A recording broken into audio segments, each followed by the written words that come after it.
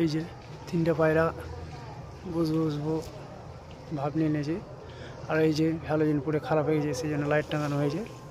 এই যে পায়রা বসছে, সঠিকভাবে একদম বসে গেল পায়রা। এই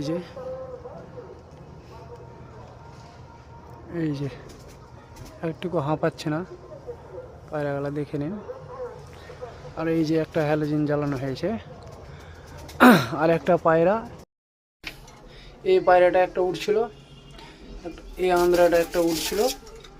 এই যে আর একটা জিরিয়া, এটা একটা উঠছিল, পুরোপুরি ফিট আছে পায়রা।